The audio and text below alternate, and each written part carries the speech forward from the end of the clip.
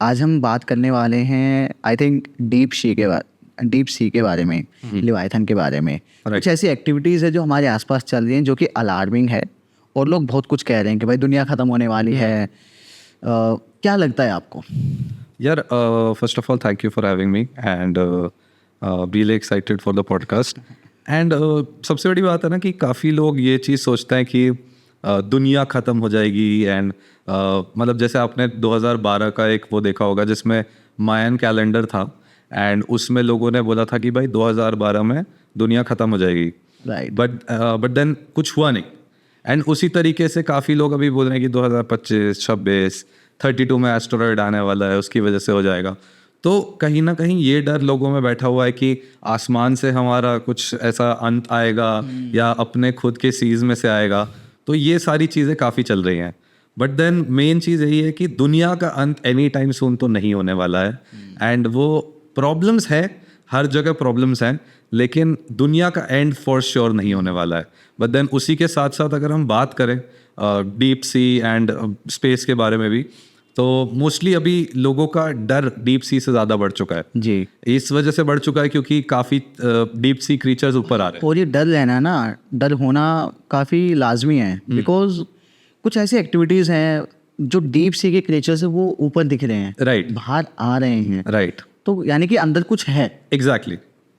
तो वही उसी चीज़ से मैं बात करना चाह रहा था कि 2012-14 ऐसे कुछ में आई थिंक उसी अराउंड उसी टाइम पे जापान में आपने देखा होगा काफ़ी अर्थक्वेक्स आए थे एंड वो अर्थक्वेक्स एंड सुनामीज इतने ज़्यादा थे कि उसकी वजह से पूरा जापान डिस्ट्रॉय हो गया था। राइट। एंड वो इस वजह से, अब ये रीज़न नहीं है, लेकिन जो आपने एक चीज़ देखी होगी जो मैंने अपने रील्स में और वीडियोज़ में बताया है कि ओर फिश की एक बात की जाती है। राइट। कि ओर फिश बेसिकली एक ऐसा डीप सी क्रीचर है जिसको नाम दिया गया है doomsday fish. And doomsday fish जो होता है, डूम्सडे का मतलब है प्रलय, एंड जजमेंट डे जी। मतलब बहुत सारे रिलीजन्स में, बहुत सारे फिलोसफीज में अलग अलग नाम से जाना जाता है डूम्सडे। प्रलय के उससे जजमेंट डे बोला जाता है एंड अंत, सब हर चीज़ का अंत। तो बेसिकली वो है डूम्सडे। एंड डूम्सडे फिश इसलिए बुलाया जाता है उसको क्योंकि वो नाम भी वहीं से पड़ा था जब जापान में ये सारी चीज़ें आई थी कि जब जापान में ये अर्थक्वेक्स और सुनामीज आने वाले थे तो उससे पहले हजारों ओर फिश जापान के सीज में वॉशअप हुई थी। मतलब बहुत सारे लोगों को ये साइटिंग्स मिली थी, वो बाहर आ गए थे। मतलब बाहर एज इन मर भी रहे थे एंड बाहर भी आ रहे थे। तो ये एक रीज़न है कि भाई क्लाइमेट चेंज का एक प्रॉब्लम हो सकता है जो लोग बोल रहे हैं। अभी उस पर आएंगे हम क्लाइमेट चेंज पे। बट देन उस टाइम जब ओर फिश बाहर आई थी तो उस टाइम लोगों को लगा था कि भाई ओर फिश अगर बाहर आई है मतलब कुछ हो सकता है, क्योंकि उसको डूम्सडे फिश बोला जाता है। बट देन जापान में जब ये सुनामीज एंड ये सारी चीज़ें हुई थी, तब क्योंकि ये ओर फिश बाहर आई थी तो लोगों को लगा था कि भाई अब हमारा डूम्सडे आने वाला है, हमारा कदम है। तो इस वजह से डूम्सडे फिश काफ़ी ज़्यादा लोगों ने नाम रख दिया।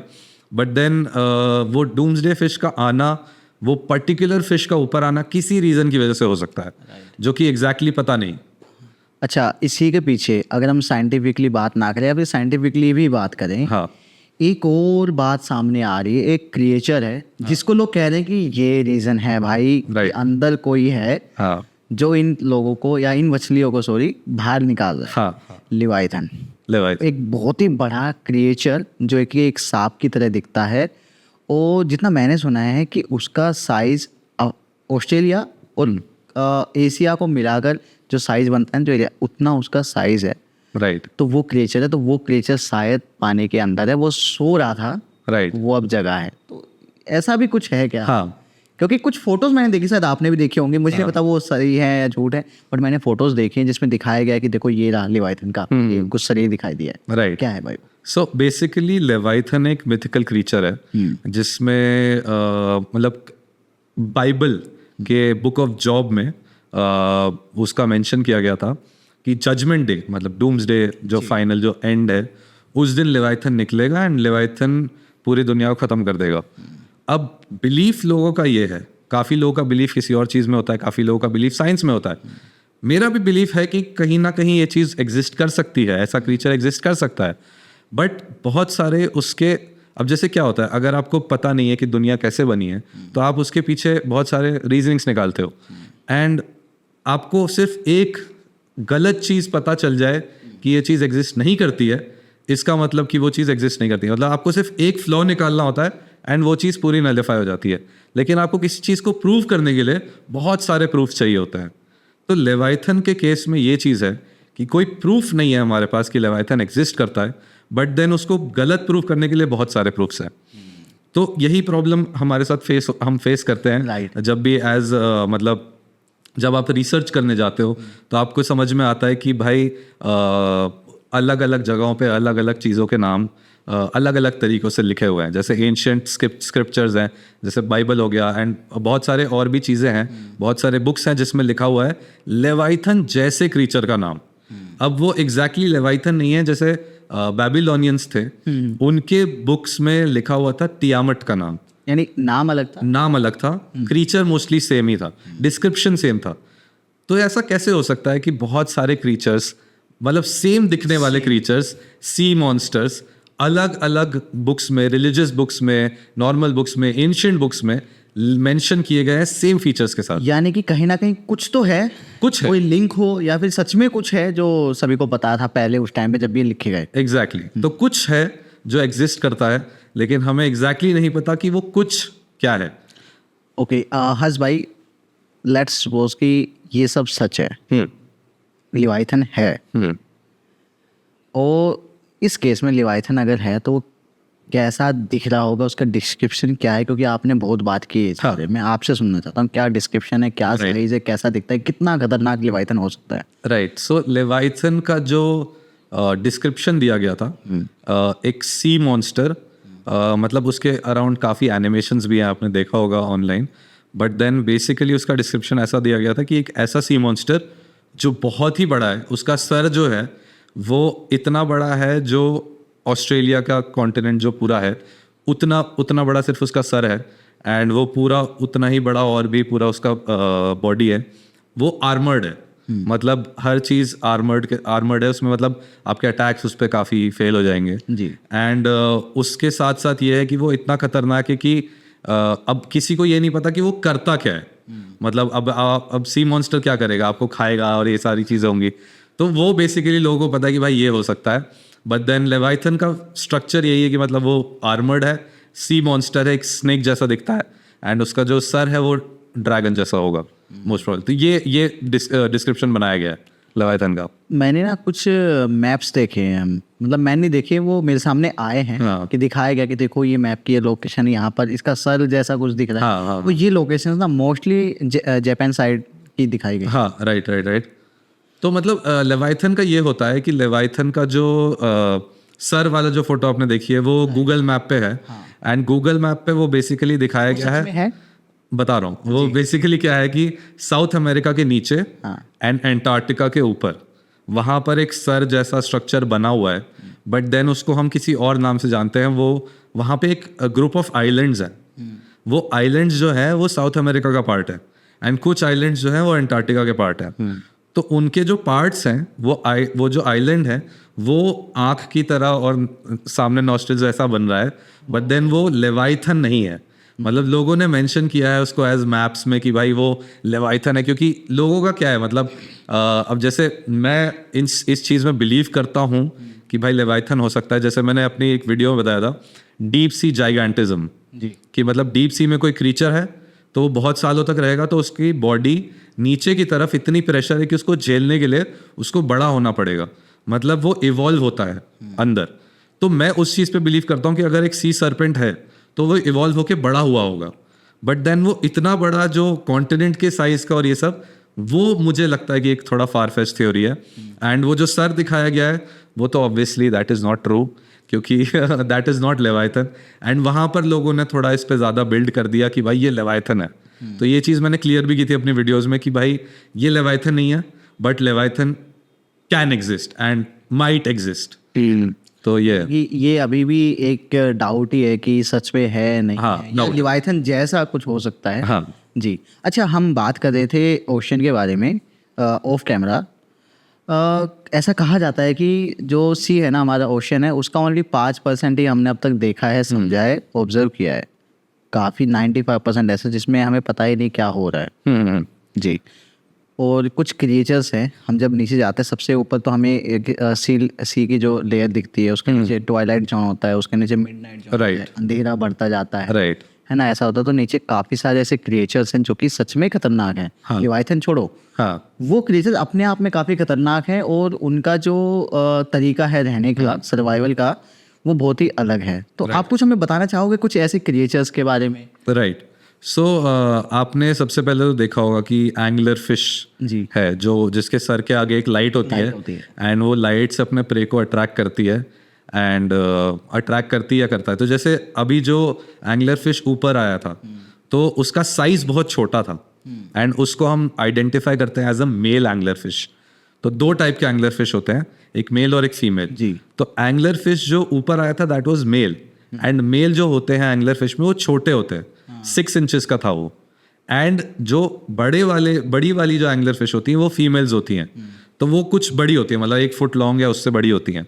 तो वो चीज़ इसीलिए वो डीप सी से नहीं निकल सकते, क्योंकि उनका वेट भी ज़्यादा है, एंड उनके लिए ऊपर आना पॉसिबल नहीं है, अनलेस डीप सी में कुछ ऐसा चल रहा है जो शायद हम नहीं समझ पा रहे हैं, जो क्लाइमेट चेंज की वजह से हो सकता है, बाकी सारी चीज़ें। बट देन अगर हम वापस फिशेस पे आए, डीप सी क्रीचर्स पर आए, तो एक जायंट स्क्विड है जो ऑस्ट्रेलिया के एक रिसर्च यूनिट ने देखा था, जापान के यूनिट ने भी देखा था कि एक जायंट स्क्विड है जो बहुत बहुत बड़ा है, मतलब क्रैकन नहीं कहेंगे उसको। कितना बड़ा? मतलब वो अराउंड, मैंने जितना देखा था वो 15 to 20 मीटर्स बड़ा था।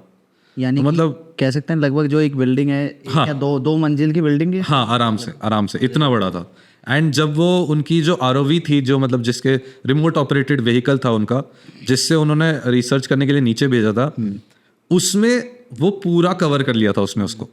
तो एक वीडियो भी है यूट्यूब पे, आप अगर देखना चाहो, उसमें वो स्क्विड पूरा कवर कर लेता है उनके रिमोट ऑपरेटेड व्हीकल को, लेकिन वो छोड़ देता है। बट देन वही चीज़ है कि वो अगर ऐसी चीज़ एग्जिस्ट करती है तो हम उन चीज़ों को एक्सप्लोर करना चाह रहे हैं, लेकिन हम कर नहीं पा रहे हैं, क्योंकि हमारे पास, या अब मुझे ये भी नहीं पता कि क्यों नहीं किया जा रहा है। क्या ऐसा सच में है कि हम शायद स्पेस को ज़्यादा इजीली कर सकते हैं ऑब्जर्व, बट सी को नहीं? इसका एक बहुत बढ़िया मैंने एक एग्जाम्पल नहीं, एक एनालॉजी सोची थी जी। कि जैसे अगर आप एक प्लेग्राउंड में हो और आपके आसपास बहुत सारे प्रेशियस स्टोन्स हैं, पत्थर है, लेकिन आपको ये पता है कि उन कुछ पत्थरों में कुछ ऐसी चीज़ें हो सकती हैं कि अगर आप छुओगे तो पॉइजन आपको लग जाएगा। आपको नहीं पता कि उसके नीचे क्या, उन पत्थरों के नीचे क्या है। लेकिन एक प्लेग्राउंड है जिसमें दूर में एक बहुत मतलब एंड में एकदम पत्थर है, और उसको आपको पता नहीं कि क्या होगा, लेकिन उसको जाने के रास्ते में आपको कुछ ऐसी चीज़ें मिल जाएंगी कि भाई वो आपको एंटाइज कर लेंगी, भाई ये मैंने ये कलेक्ट कर लिया, ये कलेक्ट कर लिया। सिमिलरली स्पेस और सी है, हमारा सी स्पेस का कंपैरिजन में बहुत छोटा है, बहुत ही ज़्यादा छोटा, मतलब नेग्लिजिबल। पूरे यूनिवर्स के उसमें तो हमारा सी कुछ नहीं है।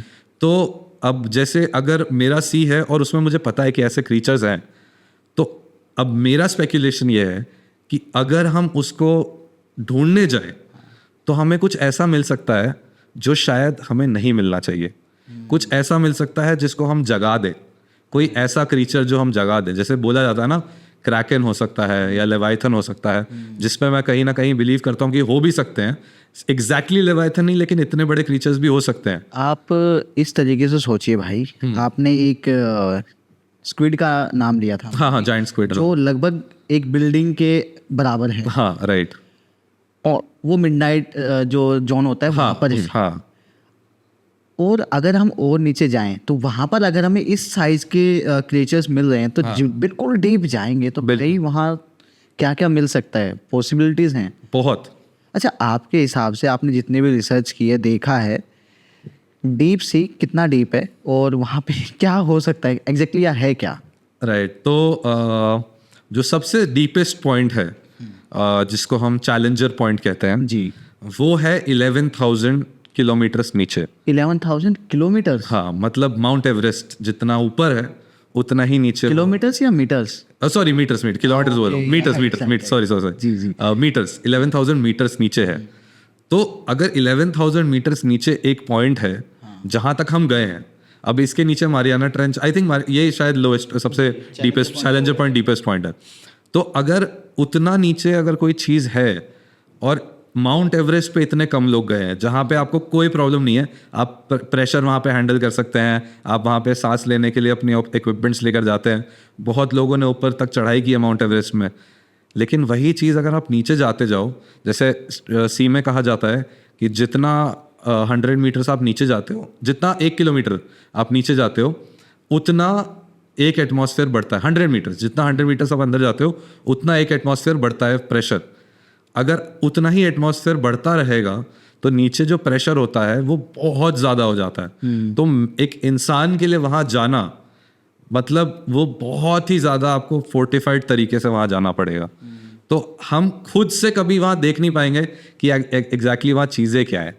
तो हमारे लिए मुश्किल है, हम ROVs के थ्रू देख सकते हैं, जैसे जाइंट स्क्विड मिला। बट हाँ, मतलब और भी क्रीचर्स होंगे, बहुत बड़े बड़े क्रीचर्स होंगे जो वहाँ होंगे, इतना मुझे पता है, इतना मैं स्पेकुलेट कर रहा हूँ।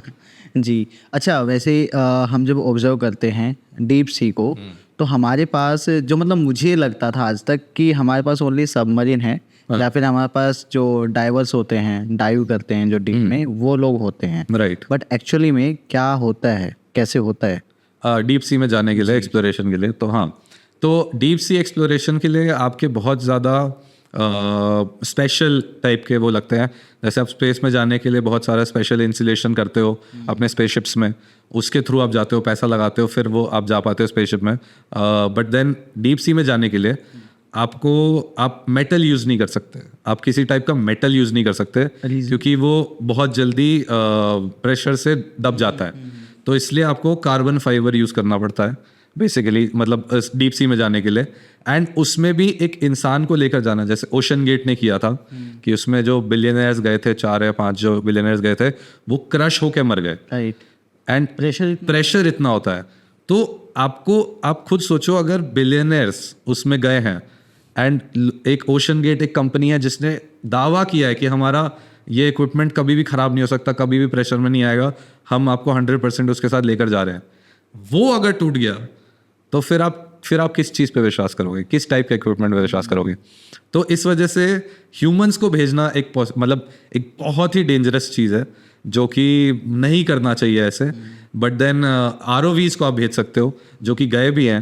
एंड ROVs में आपको बेसिकली जो कार्बन फाइबर यूज़ करते हो, आप अपने जो वायर्स होते हैं, स्पेशली डिज़ाइंड वायर्स होते हैं जिसके थ्रू आप उन ROVs को भी नीचे भेजते हो।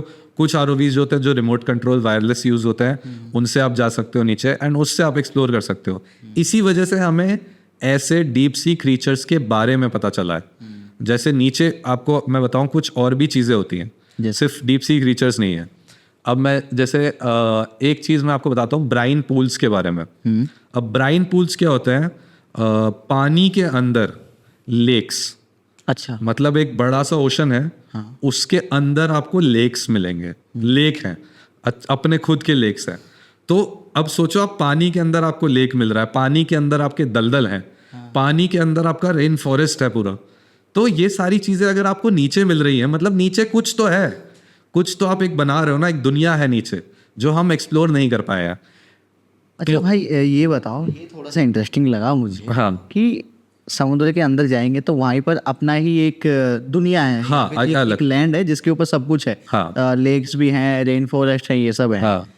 और जितना मैंने देखा है या हम सभी ने देखा है, मे बी टीवी पर या कहीं पर भी, कि हमने ना समुद्र की ना एक वो लेयर देखी है जो जमीन होती है जिसके ऊपर प्लांट्स होते हैं, क्रीचर्स होते हैं। तो सच में ऐसा है? कैसा होता है? मतलब समुद्र के नीचे हम गए, हाँ, उसके ऊपर लैंड है, उसके ऊपर लेक्स है, ऐसे है। हाँ। उसके बाद हमें उसको खोद के जाना होता है नीचे, या कैसे होता है वो? हाँ। कैसे जाते हैं क्या? मैं समझाता हूँ। जी, समझाइए थोड़ा सा। हाँ, कि कैसे होता है। बेसिकली क्या होता है कि जैसे जो समुद्र है, मतलब जो हमारे ओशंस है पूरी दुनिया के, उसमें ऐसा बोला जाता है कि काफ़ी लोगों के बीच में डिस्कशन है कि 5% और 26%, मैं आपसे ऑफ कैमरा भी बात कर रहा था, 5% जो है हमने एक इंसान ने फिजिकली एक्सप्लोर किया है ओशन, खुद से जाकर 26% है, 27 हो गया है इस बार जो नासा ने बताया है कि 26-27% ओशन सी बेड, हम उसको सी बेड बुला देते हैं, जो सबसे नीचे होता है जी। तो 26% सी बेड को हमने मैप किया है। अब मैप करने से मतलब है कि वहां पे हमने ROVs भेजी हैं और हमने देखा है कि उधर क्या है। तो ये जो लेक्स और जो फॉरेस्ट हमें नीचे मिले हैं वो सब हमने ROVs के थ्रू देखा है। एंड उसके आपको फुटेज भी है जिसमें आप फुटेज में देख सकते हो कि नीचे लेक है, ब्राइन पूल्स बोलते हैं जिसको, नीचे फॉरेस्ट्स हैं, उसमें और भी क्रीचर्स हैं। जितने भी डीप सी क्रीचर्स हैं हमने मैपिंग के टाइम देखे हैं। ह्यूमंस ने ज्यादा क्रीचर्स नहीं देखे हैं, ये सारी चीजें ROVs के थ्रू, कैमरास के थ्रू देखे हैं हमने। तो इसलिए हमें ये एंगलर फिश, एक होता है वेम्पायर स्क्विड, जो वेम्पायर स्क्विड क्या करता है वो अपने प्रे को अपना मतलब वो फिन्स खोल के वो रेड लाइट छोड़ता है और रेड लाइट के थ्रू वो अपने उनको अट्रैक्ट करता है। जो रेड लाइट क्योंकि काफ़ी ज़्यादा अट्रैक्टिव होता है तो फिशेस उधर आती हैं एंड उनको फिर वो खींच लेता है एंड प्रे कर लेता है उन पर, मतलब खा लेता है। अच्छा। तो ये सारी चीज़ें, तो ये सारी चीज़ें हमें तभी पता चली हैं, हम खुद नहीं गए वहाँ, लेकिन हमने अपने ROVs भेजे, हमने अपने इक्विपमेंट्स भेजे जिसके थ्रू हमें ये पता चला है। तो डीप सी एक्सप्लोरेशन चल रही है, बस हमें इसके बारे में इतना पता नहीं है कि वो कैसे चल रही है, कहाँ चल रही है। तो ये सारी चीजें जिसके थ्रू हम एक्सप्लोर कर रहे हैं सी को। राइट। सी के अंदर एक लेवल पे जाएं हम तो वहाँ पर सनलाइट नहीं पहुँचती है। हाँ। अंधेरा होता है पूरा। और सनलाइट जो होती है वो 7 कलर से मिलके बनती है। राइट। विब ग्योर जिसको हम कहते हैं सिंपली। तो वायलेट कलर जो होता है वो तो सॉरी रेड कलर होता है, बहुत जल्दी फेड हो जाता है। हाँ। ऐसा कुछ है। हाँ। तो नीचे तक आई थिंक वायलेट कलर पहुँच पाता है, उसके बाद वो भी नहीं पहुँचता। हाँ। राइट। और मैंने तो सुना है, मैंने जो थोड़ा बहुत देखा था कि मैक्सिमम जो क्रिएचर्स हैं नीचे वो रेड लाइट में दिखते हैं हमें। राइट। ऐसा ही है। हाँ, मतलब वही है कि मतलब जैसे बहुत सारे क्रीचर्स हैं। अब जैसे क्या है ना, ये जो वेम्पायर स्क्विड का है, इसका जो लाइट जो ये प्रोड्यूस करता है, ये लाइट कोई ऐसे तरीके से नहीं है कि मतलब ये कोई लाइट सोर्स के थ्रू कर रहा है। एंगलर फिश जिसके ऊपर वो लाइट लगी है, वो लाइट किसी सोर्स के थ्रू नहीं है, वो उनका है जो अंदर से खुद से। एंड ये सारी चीज़ें हमने खुद एक्सप्लोर की ही नहीं है, हमें पता ही नहीं है कि ये जो क्रीचर्स हैं ये कैसे कर रहे हैं। तो अब कैसे पता चला उस वेम्पायर स्क्विड को कि वो रेड लाइट के थ्रू मैं अट्रैक्ट करूंगा अपने प्रेज को, या एंगलर फिश को कैसे पता है कि मैं ऐसे लाइट आगे रखूंगी तो मुझे प्रे मिलेगा। ये सारा एवोल्यूशन के थ्रू आया। डीप सी में जब आप जाओगे जहाँ पे कोई सनलाइट नहीं आती, इनफैक्ट आप थोड़ा ही नीचे जाओगे सनलाइट बंद हो जाती है, आपको कुछ नहीं दिखेगा। उसके बाद जब वो नीचे और जाते हैं तो वो उनके स्पीशीज अब कितने सालों से एवोल्यूशन हुआ होगा। जैसे मतलब मैं आपको एग्जांपल दूं, हमारा जो थंब है जी। ये जब ह्यूमन एवोल्यूशन हुआ था, जब चिंपैंजीज एंड ये सबसे हम इवॉल्व हुए थे, हमारा थंब बना था। ये थंब मूव नहीं करता था, ये ऐसे ही रहता था, मतलब हम ये मूव कर पाते थे सिर्फ, ये मूव नहीं करता था। धीरे धीरे चिंपैंजीज ने सीखा, किसी ने किया, फिर उनके बच्चे हुए, उनसे जो एवोल्यूशन थ्योरी है कि जैसे जैसे चीज़ें बढ़ती जाती हैं वो इवॉल्व होता रहता है, और ये थंब मूव करना स्टार्ट किया हमारा, तो हमने इसको यूज़ करना स्टार्ट किया। इसी तरीके से उन लोगों ने भी अपने चीज़ों को अडेप्ट किया है, वैसे अडेप्ट करके वो उनके जब ऑफस्प्रिंग्स हुए हैं उन्होंने सीखा कि भाई ये अगर मैं ग्रो कर लूँगा, इससे मैं लाइट जलाऊंगा यहाँ पे, तो वो कैसे जला रहे हैं वो मुझे नहीं पता, लेकिन वो चीज़ मैं करूँगा तो उससे मेरी तरफ प्रे आएंगे और मैं खा पाऊंगा। राइट। तो ये सारी चीज़ें जो एवोल्यूशन के थ्रू आती हैं, एंड एवोल्यूशन का मेन रूल है सर्वाइवल। राइट। तो अगर सर्वाइव करने के लिए किसी को भी कुछ भी करना पड़ेगा, वो कर लेगा। तो वही चीज़ों की वजह से ये सारी चीज़ें हो रही हैं। इवोल्यूशन की और सर्वाइवल की अगर बात करूँ तो बहुत टाइम पहले अर्थ के ऊपर भी डायनासोर्स होते थे। डेफिनेटली समुद्र के अंदर भी काफ़ी, अर्थ के ऊपर जब इतने बड़े बड़े क्रिएचर्स थे तो समुद्र के अंदर भी बड़े क्रिएचर्स होंगे। राइट। आई थिंक हमें ना कुछ फॉसिल्स भी मिले हैं। हाँ। जो डीप सी में होते थे, अभी नहीं है। और शायद से कुछ हम सबसे बेस्ट जो वेल है, वेल का एग्जाम्पल ले लीजिए, इतना बड़ा क्रिएचर है। हाँ। वो है। तो मतलब बहुत कुछ तो था समुद्र में पहले, बहुत बड़े बड़े, शायद से अभी भी हैं, डीप में हैं।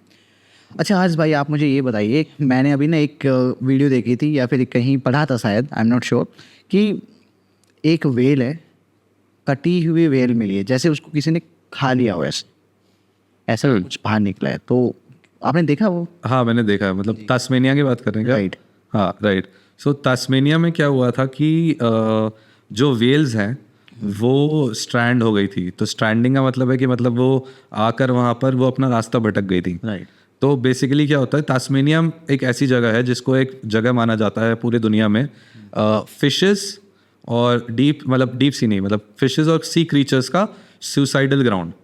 मतलब वहाँ पे क्या होता है कि जब उनके या तो लाइफ का एंड वाला होता है या कोई भूल जाता है रास्ता, तो अर्थ का मैप ऐसा बना हुआ है कि वो सारे जो क्रीचर्स होते हैं वो आकर तास्मेनिया के साइड ही अपने आप को वो करते हैं, डिबोर्ड करते हैं जी। एंड इसी तरीके से और भी जगह, जैसे मेक्सिको में भी एक जगह है जहाँ पे ये चीज़ें होती हैं।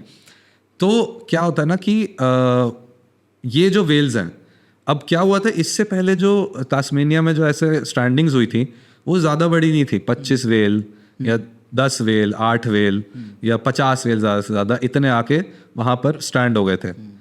इस बार जो हुआ है 2025 में, ये चीज़ ये हुई है कि 150 प्लस वेल्स वहाँ आकर स्टैंड हो गई हैं। बहुत ही बड़े नंबर में, बहुत बड़ा नंबर है ये, मतलब सी क्रीचर्स के वाइज ये बहुत बड़ा नंबर है। मतलब 150 मतलब 1 वेल्स ऐसे ही मतलब सी क्रीचर्स ऐसे ही उतने ज़्यादा नहीं है, एंड उसमें भी 150 वेल्स आपकी आकर स्टैंड हो गई हैं।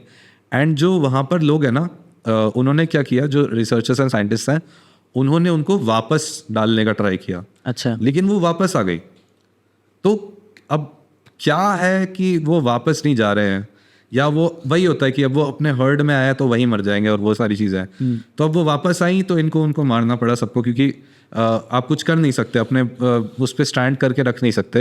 एंड यूथनाइजिंग उसको कहते हैं, एंड यूथनाइजिंग के थ्रू उनको फिर मार दिया जाता है, क्योंकि अब कुछ कर नहीं सकते उनका। तो वही एक फाइनल सोल्यूशन है, क्योंकि उसके बाद वो तड़पेंगी और नहीं तो ऐसा होगा। तो वो सारी चीज़ें करनी पड़ती हैं।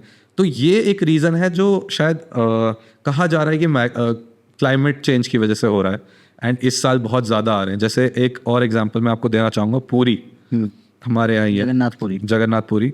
तो उसमें एक बीच टाइप है जहाँ पर क्या हुआ है कि जेलीफिश बहुत सारी, मतलब ये नॉर्मल नहीं है वहाँ पे जेलीफिश, मतलब अभी मुझे नंबर नहीं पता, मैं अभी रिसेंटली इसके बारे में पढ़ रहा था, मैं इस पर रिसर्च कर रहा था for making a video. But then वही था कि वो पूरी में इतनी सारी जो जेलीफिश है, अब जेलीफिश आपको नॉर्मल सी में ज़्यादा नहीं दिखती हैं, राइट, वो थोड़ा आपको अंदर जाना पड़ता है डीप सी में, तब जाके आपको जेलीफिश दिखती है।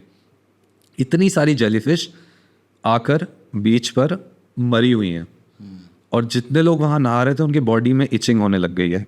मतलब अराउंड 75 लोग हैं जिन्होंने बताया कि उनकी बॉडी में इचिंग हो रही है, जो भी वहाँ पे थे बीच पे। तो ये सारी चीज़ें हमें ये अलार्म करती हैं कि अब ये है कि लेवाइथन और ये जो हम बात करें कि डीप सी क्रीचर्स भी हो सकते हैं, जो कि पॉसिबल है। एक ऑप्शन वो है। एक ऑप्शन है कि क्लाइमेट चेंज, जो क्लाइमेट चेंज की वजह से। एक ऑप्शन है कि हमारा जो पोल्स, मैग्नेटिक पोल्स शिफ्ट हो रहे हैं। तो बेसिकली क्या होता है कि हर 100 साल भी नहीं, हर टाइम मैग्नेटिक पोल शिफ्ट हो रहा होता है अर्थ का, एंड एक टाइम पे पूरा चेंज हो जाता है। तो कनाडा से वो रशिया की तरफ जा रहा है, साइबेरिया की तरफ।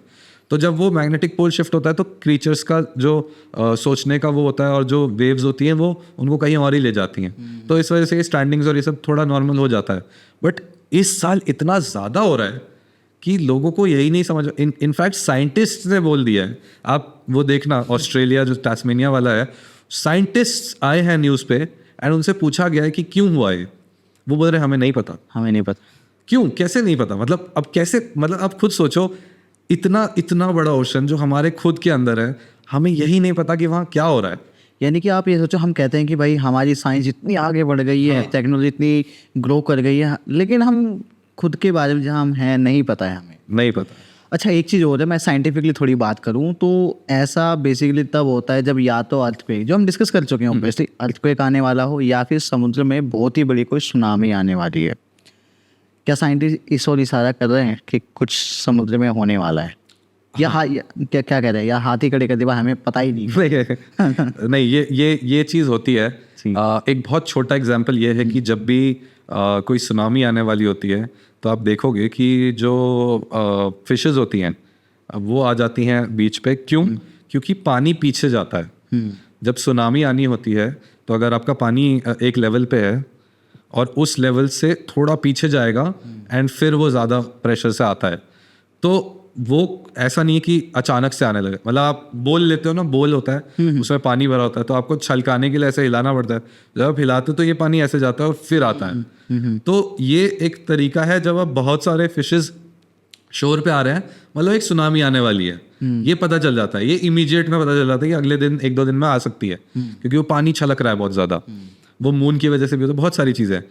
बट विदाउट पानी पीछे जाना और उसके अलावा जो क्रीचर्स है उनका आगे आना, एंड बहुत सारे डीप सी क्रीचर्स का, अभी आपने देखा होगा एक स्वॉर्ड फिश होती है, स्वॉर्ड फिश नहीं कहेंगे, वो एक डीप सी है, डीप सी क्रीचर है जिसका नाक बहुत लंबी है, पॉइंटेड नाक है, एंड वो मैंने भी नहीं देखा था, और मुझे अभी रिसेंटली पता चला कि वो फिश भी ऊपर आई है, बहुत बड़ी फिश होती है वो फिश भी ऊपर आई है। स्वॉर्ड फिश मैंने नहीं देखी कैसे? हाँ, बस स्वॉर्ड फिश तो अलग होती है कि जिसमें उसमें उसके नाक जो होती है, नाक क्या बोलेंगे, उसका जो स्ट्रक्चर होता है फेस का वो लंबा सा होता है, उसमें स्वॉर्ड जैसे दांत बने होते हैं। समझ गया, एक हमने देखी है, लंबा सा नाक, हाँ, पॉइंटेड होता है, हाँ, तो वैसा होता है। लेकिन ये कोई और फिश है जो मैंने भी नहीं देखी आज तक, और इसके बारे में आप यूट्यूब पे सर्च करोगे मिलेगी भी नहीं, ऐसी फिश ऊपर आ रही है। तो मतलब कुछ तो है, कुछ अगर लेवाइथन नहीं है तो कुछ तो चल रहा है डीप सी में, ये तो मुझे 100% फील होता है। जब मैं इन चीज़ों के बारे में pढ़ता हूँ ना, तो मैं बहुत ट्राई करता हूँ, मतलब जब भी मैं कोई वीडियो बना रहा होता हूँ या बिना वीडियो बनाए भी मैं रात में लेटा हूँ, मैं रिसर्च कर रहा हूँ, मैं यही देखता हूँ कि क्या है। इवन साइंटिस्ट नहीं बता पा रहे तो मेरा तो सर्च करना बहुत मुश्किल है, बट देन मैं फिर भी ढूंढता रहता हूँ कि क्या, मैं चैट जीपीटी से पूछता हूँ, भाई ये मुझे सोर्सेज दे, मैं बता मुझे मैं कहाँ पे जाऊँ, तो वो सोर्सेज से फिर मैं पढ़ता हूँ, लेकिन कहीं पे भी कोई एक्सप्लेनेशन नहीं है इसका। मन करता है कि खुद पानी में बिल्कुल चला जाऊं और देखूं। बिल्कुल, सबका मन करता है, मतलब अगर आपको कोई है तो आपको जाने का मन करेगा। जैसे मैं बहुत फैसिनेट होता हूँ स्पेस से, तो अभी मैं स्पेस वीडियोस भी निकाल रहा हूँ, तो स्पेस में मैं ब्लैक होल जैसे होता है जी। अब ब्लैक होल है, मुझे मन करता है भाई ब्लैक होल के पास देखूंगा, भाई कैसे घुसना है, क्या हो रहा है अंदर, क्या है राइट। अब ये नहीं जान सकते आप। और यही ओशन भी ऐसा ही है, कुछ ऐसी चीजें जो आप नहीं जान सकते, एंड ह्यूमनली पॉसिबल नहीं है यार अभी वो, मतलब वो सारी चीजें। राइट। एक और चीज, ये जो भी क्रिएचर्स की हम बात कर रहे हैं, जो जिनके बारे में हम डाउट उनका नहीं, जितने हम देख चुके हैं रियलिटी में एग्जिस्ट करते हैं, वो क्रिएचर्स बाहर आ रहे हैं या फिर अंदर भी, ह्यूमंस के लिए क्या कोई खतरा है? यार इस पे पता क्या है, मतलब ये बहुत ज़्यादा वैसा सवाल है, मतलब सब्जेक्टिव हो सकता है, क्योंकि खतरा हम समझते हैं कि अब कुछ लोगों के लिए खतरा होता है कि वो डीप सी क्रीचर्स आ रहे हैं एंड वो मतलब बीचेस पे आएंगे, एंड फिर जो लोग वहाँ जाएंगे उनके लिए प्रॉब्लम है। तो अगर बहुत माइन्यूट लेवल पे खतरा देखो तो ऐसा कुछ नहीं है, बट देन खतरा जो मैं पहले भी बात कर रहा था, खतरा ये है कि अगर कुछ अंदर चल रहा है, राइट, और ये क्रीचर्स बाहर आ रहे हैं, तो अब बोलने के लिए बहुत लोग बोलेंगे कि भाई एग्जिस्ट नहीं करता, वही क्रीचर है जो एग्जिस्ट नहीं करता, मेगलोडॉन है वो एग्जिस्ट नहीं करता, लेवाइथन एग्जिस्ट नहीं करता। लेकिन अगर कभी कुछ हुआ, कभी कुछ ऐसा क्रीचर बाहर निकला, उस दिन सबको लगेगा, उस दिन तो सभी बोलेंगे भाई मैंने तो बोला ही था। तो वो चीज़ है कि कुछ खतरा हो सकता है। अब ये अगर क्रीचर से नहीं है तो इतना ज़रूरी कि क्लाइमेट चेंज से, क्योंकि क्लाइमेट चेंज में अगर मैं आपको बताऊं 1900 से अभी तक, 1900 से पहले, प्री इंडस्ट्रियल रेवोल्यूशन से पहले, हमारा जो टेम्परेचर था अर्थ का वो 1 डिग्री सेल्सियस तक बढ़ा था। तो 1900 से 2024 तक हमने, मतलब वर्ल्ड ने, आई थिंक अब मुझे एग्जैक्टली नहीं पता किस ऑर्गेनाइजेशन ने, बट एक गोल सेट किया था वर्ल्ड ने कि हम 1.5 डिग्री सेल्सियस से ऊपर नहीं जाने देंगे अर्थ के टेम्परेचर को। अभी हमारा टेम्परेचर है 2 डिग्री सेल्सियस से ऊपर, तो मतलब अगर 2 डिग्री सेल्सियस के आसपास, मतलब 1.47 था, हाँ 1.47 था 2024 में, और अभी 2 डिग्री के आसपास पहुंचने वाला है। इतनी जल्दी। तो अगर ये टेम्परेचर्स इतनी जल्दी बढ़ रहे हैं, अगर आप नासा के उस पर जाओगे तो एक ग्राफ होता है, उस ग्राफ पे दिखाता है कि पुरान 1886 से 2025 तक कितना टेम्परेचर बढ़ा है। तो स्टार्टिंग में वो ब्लू होता है, मतलब टेम्परेचर नहीं है, मतलब नॉर्मल है, अब -4 डिग्री सेल्सियस से भी चलता है और 0 डिग्री सेल्सियस से भी चलता है। उसको जैसे ही आप 2025 करोगे पूरा मैप रेड हो जाता है। तो मतलब क्लाइमेट चेंज तो बहुत बड़ा प्रॉब्लम है, और इस चीज़ को लोग मानने के लिए रेडी नहीं है। लोग सोचते हैं कि क्लाइमेट चेंज जो है वो कोई होक्स बना रहा है कि भाई नहीं भाई क्लाइमेट चेंज कुछ नहीं हो रहा, हम अच्छे से रहेंगे बढ़िया, लेकिन वो है, रियल प्रॉब्लम है। और क्लाइमेट चेंज को ना, अब मैं कह रहा हूँ डेटा मत देखो, स्टैट्स मत देखो, हम खुद फील कर रहे हैं। कल कैसा मौसम था, सच बताना भाई? कल मतलब मुझे थोड़ा वैसा लगा, मतलब नॉर्मल सा लगा, ठंडा सा था, ठंडा सा सही था। उससे पीछे परसों बहुत गर्मी थी। हाँ अच्छा, आज अगेन गर्मी है। हाँ, अभी हम यहाँ बैठे हैं, फैन वैन सब चल रहा है, बट आई कैन पसीना आ रहा है। तो ये सब चीजें तो बहुत ही जल्दी, बल्कि मैं तो कह रहा हूँ कि मेरे वर्ड्स में कहो तो डेली चेंज हो रहा है, ग्रेजुअली चेंज हो रहा है बहुत। राइट। अच्छा, एक चीज और होती है, हम ना टेक्नोलॉजी आगे बढ़ाने के लिए हम डीप सी माइनिंग कर रहे हैं, है ना, और आजकल कुछ ऐसे प्रोजेक्ट्स भी चले हैं कि हम समुद्र के अंदर से कुछ निकाल देंगे ट्रैवलिंग के लिए कुछ भी, तो ये तो डेफिनेटली रीजन है। हाँ, मतलब कह सकते हैं, मतलब जैसे डीप सी माइनिंग तो आपका वो है, जैसे ऑयल रिजर्व्स है, वो तो हमें करना ही पड़ेगा क्योंकि हमारे वर्ल्ड को चलाने के लिए तो ऑयल बहुत ज़्यादा इंपॉर्टेंट है। बट देन पता है उसके लिए ना बहुत सारे मेजर्स और सेफ्टी फीचर्स होते हैं जिसको फॉलो करना पड़ता है। तो काफ़ी ज़्यादा, जैसे अगर अभी क्या हो रहा है ना, दुनिया में प्राइवेटाइजेशन बहुत ज़्यादा हो रहा है, तो गवर्नमेंट क्या कर रही है, प्राइवेट कंपनीज को ये वो दे रही हैं, कॉन्ट्रैक्ट्स दे रही हैं, एंड वो प्राइवेट कंपनीज जाकर वहाँ पे माइनिंग्स कर रही हैं, एंड उन माइनिंग्स में पैसा बचाने के लिए वो सेफ्टी फीचर्स नहीं रख रहे हैं। तो एक्वेटिक लाइफ को बहुत प्रॉब्लम है इस वजह से। अब एक्वेटिक लाइफ को प्रॉब्लम, लोग बोलते हैं कि भाई चलो ठीक है भाई ये सही हो जाएगा, लेकिन अगर आपको मैं फैक्ट बताऊं, एक्वेटिक लाइफ को जो अर्थ पे जितना गंदा हो चुका है ना अभी, जो हमारा ओशंस गंदे हो चुके हैं, इसको पूरी तरीके से वापस से रिप्लेस करने में, इस पूरे पानी को, इस पूरे मतलब ऑर्गेनिजम्स जितने भी जो अंदर हैं जिनको सही करना पड़ेगा, इसको सही होने के लिए अर्थ पे विदाउट ह्यूमंस 65 मिलियन ईयर्स लगेंगे।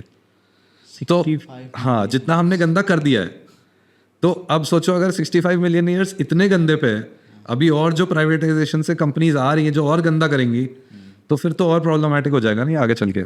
अच्छा भाई, इज इट पॉसिबल कि अंदर कुछ हमारे ही द्वारा, ह्यूमंस के द्वारा ही कुछ ऐसा सीक्रेट सा कुछ मिशन चल रहा हो, अंदर कुछ हो रहा है जो कि हमें बताया नहीं जा रहा, वही लोग कुछ कर रहे हैं? हो सकता है, एब्सोल्युटली पॉसिबल। हाँ, जैसे नासा क्या करता है, नासा तो अपना रिलीज कर रहा है अभी अपने टाइम पे, उन्होंने एक अपना बेस सेटअप किया है नीचे, उस बेस में वो काम कर रहे हैं। मतलब वो एग्जैक्टली मुझे लोकेशंस नहीं पता, मैं अभी देखा था न्यूज़ में, उस पर रिसर्च करना बाकी है मेरा, बट उन्होंने कुछ बेस सेटअप किया जहाँ पे वो अपना एक्वेटिक उसका रिसर्च कर रहे हैं। बट अगर नासा अब आप खुद सोचो, इतने टाइम से हमें न्यूज़ नहीं मिली कि ओशंस हमारे एक्सप्लोर किए जा रहे हैं, ठीक है, अचानक से एक नंबर आता है 27%, 5% से जो बोलते हैं सीधा 27%। अब इतना ज़्यादा गैप कैसे? मतलब जब हम 12 पे पहुंचे होंगे, 13 पे पहुंचे होंगे, 15 पे पहुंचे होंगे, मैप किया होगा, तो हमें बताना चाहिए था ना उनको कि भाई हमने इतना मैप कर लिया है। इस बीच में मतलब डेली कुछ ना कुछ या हर लेवल पे कुछ ना कुछ मिलता होगा, कुछ तो मिलता ही होगा, और हमें फाइनली अब बताया कि ये डेटा इतना है। हाँ, उसमें से क्या पता हमें कितना सही बताया है, कितना छुपाया गया है, वी डोंट नो ना एग्जैक्टली क्या कर रहे हैं। और यही चीज़ पता है क्या, अब नासा अगर ये चीज़ बता रही है, कितनी सारी कंट्रीज होंगी जो ये बता नहीं रही होंगी और उनके बेसिस होंगे नीचे। भाई आप खुद सोचो ना, काफ़ी सारी ऐसी कंट्रीज हैं जो जिनकी गवर्नमेंट जो है वो इतनी ज़्यादा सीक्रेट रखते हैं अपनी चीज़ों को, अपनी एजेंसीज को, अपने जो भी रिसर्च उनकी एजेंसीज होती है उनको, अपने ऑपरेशंस को, तो नो डाउट कहीं ना कहीं तो कुछ चल रहा हो। 100%। ये तो बहुत बड़ी पॉसिबिलिटी है कि गवर्नमेंट्स कुछ ना कुछ कर रही हैं। आपके हिसाब से इस मामले में जस्ट एक ओपिनियन ले रहा हूँ कि कौन सी कंट्री सबसे आगे हो सकती है? America, I know. हाँ, मतलब अमेरिका तो खैर नासा, अमेरिका वो तो बताने वाले बताने के लिए नासा, क्या पता कुछ और भी चल रहा हो। अमेरिका हो गया, दूसरा I think Russia, right, Russia may be possible. इसके अलावा कोई और है? आई थिंक चाइना काफ़ी ज़्यादा चीज़ें कर रही है, चाइना, एंड बाकी अभी इंडिया का मुझे आइडिया नहीं है, क्योंकि ओशन रिलेटेड तो इंडिया का मैंने कभी इतना सुना ही नहीं है कि इंडिया में कोई जो रिसर्च चल रहा है ये सब, तो इंडिया का मैं कुछ कह नहीं सकता। चाइना का हमने बहुत सुना है, मैंने जितना, जापान, चाइना, रशिया, यूएस, ये 4 जो नेशंस हैं, इनका तो हमेशा से यही रहा है कि भाई इनको हर चीज़ में एडवांस रहना है, तो उनका तो चलता रहता है। तो ये 4 बेसिकली मैं नाम लेना चाहूँगा जिसमें जहाँ पर हो सकती हैं चीज़ें। बट देन मैं ये भी कहूँगा कि भाई जब सोशल मीडिया नहीं था ना, मतलब सोशल मीडिया उतना बूम पे नहीं, अभी पता है क्यों इतना ज़्यादा ये सारी चीज़ें चल रही हैं? क्योंकि सोशल मीडिया बूम पे आ गया है। सोशल मीडिया इतना ज़्यादा हो गया है कि किसी से भी पूछो आपको, उनके पास ये न्यूज़ होगी कि भाई डूम्सडे आ रहा है, कुछ आ रहा है, जो नया होता है वो सबको पता होता है। तो इस वजह से जितनी भी चीज़ें हैं वो बाहर आ रही हैं। अब डेली बेसिस पे आप देखोगे, कुछ भी कहीं पे भी मिलता है ना, लोग शुरू हो जाते हैं भाई ये दिखा मुझे आज, कोई बोलता है भाई आसमान में मुझे ये दिखा, जमीन मतलब मुझे एक सी क्रीचर दिख गया, एक अब दिखा, हाँ यूएफओ दिखा। अभी एक कोई एक वो था मतलब जैसे मैंने देखा था इंडोनेशिया की एक वीडियो फेमस हुई थी जिसमें एक पहाड़ जैसा कुछ आइलैंड जैसा कुछ था एंड उसके पीछे कोई बड़ा सा सांप जैसा वो क्रीचर जा रहा है पीछे। राइट, मैंने देखी। बट वो वेव है, वो एक वेव है जो जा रही है, मतलब क्योंकि मैंने वो चीज़ क्लियर भी की थी एक वीडियो में कि वो एक्चुअली वेव फॉर्म करती है जब पानी जो होता है ना वो, जैसे क्या होता है गोवा में अगर आप जाते हो तो पानी एकदम सीधा आता है, लेकिन आप देखोगे दूर साइड में वेव्स ऐसे भी जा रही होती है, टेढ़ी भी जा रही होती हैं, तो उस वेव के ऊपर राइड करती हैं, इस वजह से वो बनता है। और शाम हो रही थी तो वो और डार्क दिख रहा था, तो वो इतना ब्लैक और डार्क दिख रहा था कि लोगों को लगा कि भाई वो कोई सी क्रीचर है, लेकिन वो सी क्रीचर नहीं था। तो बहुत सारी चीज़ें हैं जो अफवाह भी है एंड बहुत सारी चीज़ें हैं जो सही भी है, एंड इसके बीच में जो ढूंढने वाला तरीका है ना कि आप कैसे सच और झूठ के बीच में पता लगाओ, वो बहुत फाइन है। और मुझे इतना पता है कि काफ़ी लोग ये चीज़ नहीं वो कर पाते हैं सच और झूठ के बीच में। राइट, कभी कभी मैं खुद देख रहा होता हूँ, मुझे भी लगता है भाई शायद ये सही है, सही, लेकिन वो नहीं होता कभी कभी। तो वो सारी चीज़ें हैं। और किसी चीज़ का तो पता नहीं भाई, बट मैं इतना श्योर जरूर हूँ कि कुछ ऐसी एक्टिविटीज़ हैं, कुछ क्या बहुत सारी, बल्कि सारी ही ऐसी एक्टिविटीज़ हैं कि जिनकी वजह से ये सब चीज़ें हो रही हैं। जो पोल्यूशन है, जो क्लाइमेट चेंज है, जो डीप सी एक्टिविटीज़ चल रही हैं, सारी एक्टिविटीज़ इसका कारण है इन सब चीज़ों के लिए, कि हमें लग रहा है कि भाई कुछ ना कुछ तो है। जो ओशन में जो भी क्रिएचर्स है उनकी लाइफ ना एकदम मतलब डेथ हैंड पर है काफ़ी क्रिएचर्स की। हम सब कुछ इंडस्ट्रियल जो वेस्ट होता है वो पानी में बहा रहे हैं, सब कुछ कर रहे हैं भाई। मतलब आई डोंट थिंक कि कुछ भी हमने छोड़ा है ना। वही बहुत बहुत प्रॉब्लम। अरे भाई आपने खुद बताया कि पता नहीं कितने 65 मिलियन ईयर्स लगे। 65 मिलियन से लगे। ओ भाई बताओ। अच्छा, यही चीज़ अगर इसी तरीके से चलती रही तो आपको क्या लगता है कि कितना हम कर पाएंगे चीज़ें मैनेज, कब तक ये चलेगा? यार ये गैस क्वेश्चन है ऑब्वियसली। मतलब गैस करना और किसी कुछ प्रेडिक्ट करना मुश्किल है, बट देन आप देखो एक्वेटिक लाइफ को रीजनरेट करना बहुत मुश्किल है। एंड जो हमारे जितने भी जैसे ये तास्मेनिया वाले जो वेल्स हुए और ये सब सारी चीज़ें, कहीं ना कहीं कुछ प्रॉब्लम तो हो ही रही है। और अगर ये नीचे कोई क्रीचर नहीं है तो उसकी जगह पे कहीं क्लाइमेट चेंज का प्रॉब्लम है, तो अभी बहुत मुश्किल है। जो 1.5 डिग्री सेल्सियस जो हमने एक गोल रखा है उससे तो हम बहुत मुश्किल है हमें पहुंचना, क्योंकि 2030 तक हमने ये रखा था कि 2030 तक 1.5 डिग्री सेल्सियस तक ही जाना चाहिए जी। और वो उसके ऊपर जा चुका है अभी। तो अगर उसको कंट्रोल में रखना है तो ह्यूमंस को अपना 88% कंजम्पशन हटाना पड़ेगा। जो गैसेस का हम करते हैं, CO2 और सल्फर ऑक्साइड, ये सब जो हवा में जाता है, ये हम कम नहीं कर सकते, ये तो और बढ़ रहा है क्योंकि गाड़ियाँ बढ़ रही हैं, पेट्रोल बढ़ रहा है, ये सारी चीज़ें बढ़ रही हैं। तो कंट्रोल करना मुश्किल है। इंडस्ट्रियल वेस्ट को कंट्रोल करना मुश्किल है क्योंकि प्राइवेटाइजेशन इतना ज़्यादा हो रहा है। तो ये जितनी भी चीज़ें जो पानी में जा रही हैं, इससे एक्वेटिक लाइफ को भी प्रॉब्लम है। और इसको मेंटेन करना आई एम नॉट श्योर कितना टाइम कर पाएंगे, क्योंकि ऑयल रिजर्व्स की बात करो तो ऑयल रिजर्व्स के लिए आपको कहीं ना कहीं कुछ नया नया मिलता रहेगा। आप उसको खोदोगे ही, और जब आप खोदने जाओगे तो आप वहाँ पे भी प्रॉब्लम करोगे, तो वो वहाँ पे उनका इकोसिस्टम डिस्ट्रॉय होगा। बट कई जगह ऐसी हैं जहाँ पे आपको मतलब एक सेफ हेवन बोला जाता है फिशेस के लिए। तो मतलब कुछ ऐसे वाटर्स हैं, जैसे अगर आप अर्थ को, जैसे एक मैंने फोटो देखी थी, अर्थ को आप उल्टी साइड से देखो, पैसिफिक ओशन की साइड से देखो, तो पूरा अर्थ ब्लू दिखता है। मतलब क्योंकि आगे साइड एक ही साइड आपका वर्ल्ड है, बाकी पैसिफिक ओशन पूरा खाली है एक साइड से। तो अर्थ के उसमें पैसिफिक ओशन अगर इतना खाली है तो उसको एक्सप्लोर करना एक तो बहुत मुश्किल है। और वहाँ पे एक सेफ हेवन है इनके लिए, फिशेस के लिए, कि भाई वहाँ पे ह्यूमंस नहीं आ सकते। अगर वहाँ पे ह्यूमंस नहीं आ सकते तो फिर सही है, वो बच सकते हैं। जैसे एक नॉर्थ सेंटिनल आइलैंड है, वहाँ पर अपना ट्राइब वो रहते हैं, उसको ह्यूमन इंटरेक्शन नहीं है बिल्कुल भी, तो वो लोग अपना लाइफ अच्छे से जीते हैं। वो सारे कब से जिंदा है, मतलब उस टाइम पे भी वो लोग जिंदा थे जब वर्ल्ड वॉर चल रहा था, उससे पहले भी जिंदा थे, और अभी भी सब जिंदा हैं। और वही पूरा ट्राइब सर्वाइव कर रहा है बिना किसी ह्यूमन इंटरेक्शन के। जो भी वहाँ जाता है उनको वो नहीं आने देते, आने नहीं देते, जा ही नहीं सकते आप। तो वही बात, काफी लोगों ने ट्राई किया और अपनी जान से हाथ धो बैठे। एक वो थे हाँ उन्होंने किया था तो जी। तो यही चीज़ है कि मतलब आपको अब जहाँ पे ह्यूमन इंटरेक्शन नहीं होगा वहाँ पे फिशेज और ये सब सेफ रहेंगे, क्योंकि ह्यूमंस जहाँ आते हैं वहाँ पे प्रॉब्लम हो जाती है, क्योंकि हमारी भी नीड्स हैं यार, हमारी भी नीड्स हैं। और मैं ये नहीं कहूँगा कि ह्यूमंस को अपनी नीड्स से वो करना चाहिए, बट क्या होता है ना, आप उस चीज़ में घुस नहीं पाते कि सेफ्टी क्या होती है और विदाउट सेफ्टी आप कुछ भी यूज़ कर रहे हो। ये थोड़ा प्रॉब्लम होता है कि वेस्ट आप जो कर रहे हो ना वो बहुत ज़्यादा कर रहे हो और आप उसको सेफ स्टैंडर्ड से वेस्ट को वापस नहीं डाल रहे हो।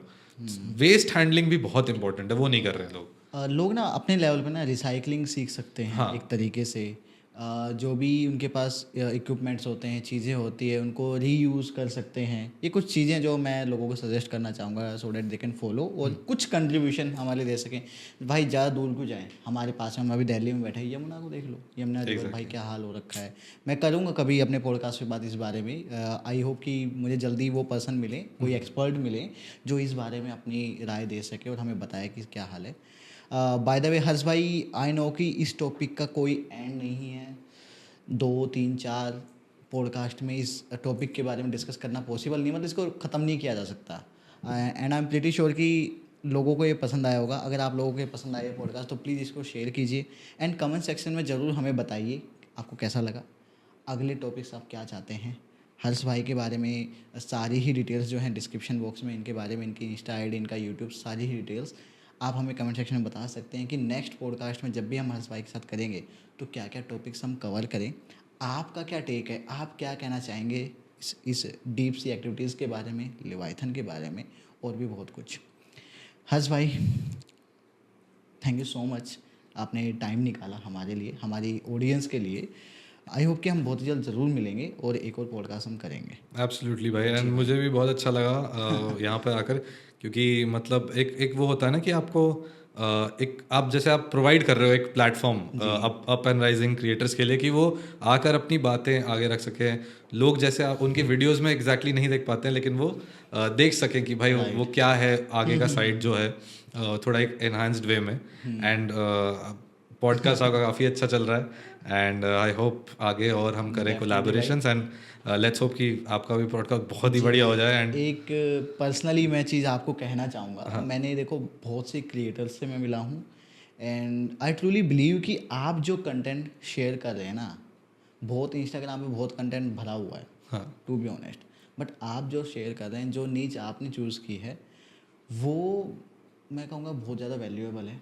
एंड ऐसे क्रिएटर्स को ना बाहर आना चाहिए पब्लिकली, जैसे हमारे यहाँ पे, ताकि हम उन टॉपिक्स के बारे में बात कर सकें और कुछ नॉलेजेबल हम लोगों को प्रोवाइड कर पाएँ इंस्टाग्राम पे, खाली मीम्स या फिर लड़कियों को देखने के अलावा। एग्जैक्टली ट्रू बात है भाई, बिल्कुल एकदम। हर्ष भाई thank you so much for being on the sets of the young podcast and the sets of the focused.